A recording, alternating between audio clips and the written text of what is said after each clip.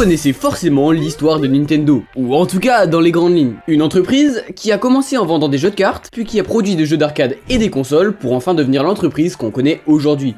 Mais si je vous disais que sans Nintendo, les jeux vidéo tels qu'on les connaît aujourd'hui n'auraient jamais existé? Bah ouais, c'est logique hein, mais l'histoire de l'entreprise, elle se résume pas seulement à Mario et au online qui pue la merde. Au cours des années, Nintendo a fait des trucs plus ou moins stylés, et dans cette vidéo, bah on va parler des trucs stylés. Donc installez-vous bien confortablement, car aujourd'hui on va voir comment Nintendo a sauvé l'industrie du jeu vidéo, et plus d'une fois.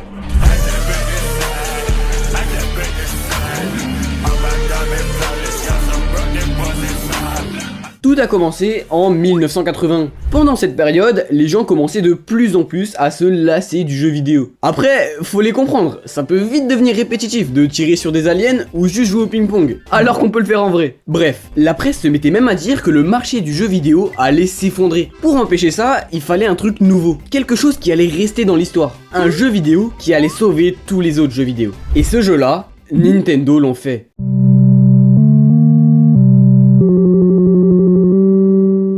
Donkey Kong. Il a pas juste servi à créer Mario et sa franchise, non, en réalité, il a fait bien plus que ça. Donkey Kong a introduit les piliers du jeu vidéo. La base de la base, le saut. Ouais, c'est bien guess dit comme ça, mais vraiment pour l'époque c'était une singerie. Si vous regardez bien, avant 1980, aucun jeu vidéo n'utilisait le saut. Bref, après ça Nintendo, ils sont à leur prime. En plus, un peu avant Donkey Kong, ils avaient sorti la Game & Watch, l'ancêtre de la console portable, rien que ça. Mais surtout, cette console, elle a été conçue par un certain Gunpei Yokoi. Ce mec, il est pratiquement inconnu. Pourtant, il a vraiment joué un rôle de fou dans l'histoire de Nintendo. Mais pour comprendre tout ça, on doit revenir un petit peu en arrière. À la base, Gunpei Yokoi c'était juste un technicien random chez Nintendo. Sauf qu'une fois, au lieu de travailler, il fabriquait un jouet. Et comme un œil, il s'est fait cramer par son patron. Pourtant, au lieu de le virer, on lui a proposé un accord. En fait, les jouets qu'il faisait étaient plutôt sympas. Du coup, ils lui ont suggéré d'améliorer ses créations afin que, par la suite, Nintendo puisse les commercialiser. Il a accepté et il a inventé des jouets tellement stylés qu'il a été mis à la tête d'une section de création de jeux chez Nintendo. Oh, le frérot, c'est le Père Noël, genre. C'est le... Bref, du coup, Gunpei Yokoi, c'est quelqu'un de très chaud. Et pour en revenir à sa création, dont on parlait tout à l'heure, la Game & Watch, eh ben elle a une petite spécificité. Vous voyez ça ?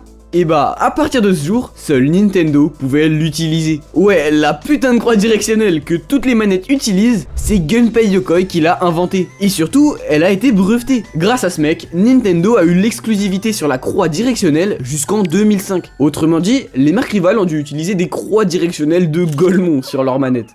Bon, Gunpei Yokoi, il a pas fini ses masterclass, mais en attendant, on est en 1983, et Nintendo, bah ils ont toujours pas fini de sauver le jeu vidéo. Certes, ils ont révolutionné l'industrie avec Donkey Kong, mais ça a pas suffi à ranimer entièrement le marché du jeu vidéo à l'international. Mais heureusement, Nintendo vient de sortir sa nouvelle console, la NES. La console des anciens là. Au Japon, elle a très bien marché. Mais ça c'est pas important. Parce que le vrai problème, je vous l'ai dit juste avant, c'est que le marché du jeu vidéo est en crise dans le monde entier. Le défi maintenant, ça va être de vendre une console japonaise à des Américains et des Européens qui s'intéressent plus du tout aux jeux vidéo. Mais bon, Nintendo, ils s'en foutent, ils ont confiance en leur console. Enfin, d'ailleurs, l'atout principal de la NES, c'est pas vraiment la console, c'est les cartouches. Super Mario Bros, Zelda, Metroid, Mega Man, le nombre de classiques sortis sur la NES est incalculable. Et c'est grâce à tous ces jeux que la console a aussi bien marché. Les ventes de la NES ont explosé dans le monde entier. Et grâce à Nintendo, l'âge d'or du jeu vidéo peut maintenant commencer.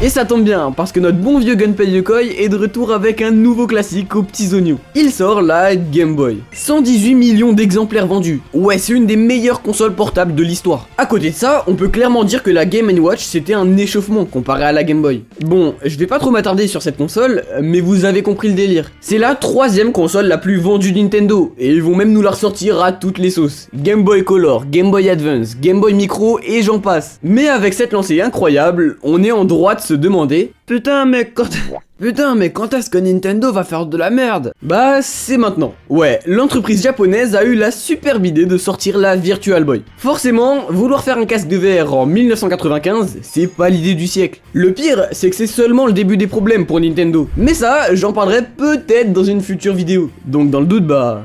Enfin, on sait jamais quoi, abonne-toi. Bon, on va faire un petit saut dans le temps. Ouais, je vais pas parler de la Nintendo 64 et de la GameCube, parce que bien que ce soit de très bonnes consoles, elles n'ont pas vraiment révolutionné le monde du jeu vidéo. Ce qui nous amène à 2004. Les flops, c'est marrant 2 secondes, mais maintenant c'est fini. Nintendo décide de totalement changer leur façon de penser. Au lieu de faire comme leur concurrence, et de simplement sortir des consoles de plus en plus puissantes, ils vont faire ce qu'ils ont toujours fait, innover. Bah ouais, Donkey Kong, la Game & Watch, la NES, la Game Boy, tout ce que ces consoles ont en commun, c'est la prise de risque. C'est comme ça que Nintendo a sauvé le jeu vidéo dans les années 80, et c'est également comme ça qu'ils vont revenir sur le marché. En novembre 2004, ils sortent la deuxième console la mieux vendue de l'histoire, la DS. Encore aujourd'hui, elle reste la meilleure console de Nintendo en termes de vente. Ouais, au-dessus de la Switch. Pourtant, c'était vraiment un pari risqué pour l'entreprise. La console ne mise pas sur ses performances ou sa puissance, mais plutôt sur son originalité. Et encore une fois, ça a marché. Ils ont carrément écrasé la PSP, qui était la principale concurrente à la DS. Ici, l'originalité de la console, c'est son écran tactile. Mais pour que cet atout soit mis en valeur, on va avoir besoin de jeux qui l'utilisent, cet écran tactile. Et je crois bien que Nintendo, c'est les premiers à l'avoir compris. On a eu droit à un reboot de Mario Bros, la 4G et 5G de Pokémon, Mario Kart DS, Nintendogs. Et ça, c'est que la face visible de l'iceberg, les gars. Chaque jeu utilisait à la perfection l'écran tactile de la console, et ça a vraiment apporté un vent de fraîcheur dans l'industrie. Du coup maintenant, Nintendo, ils sont dans leur second souffle, comme des héros de shonen. Ils s'apprêtent encore une fois à marquer l'histoire, parce que 2 ans plus tard, en 2006, ils sortent la Wii.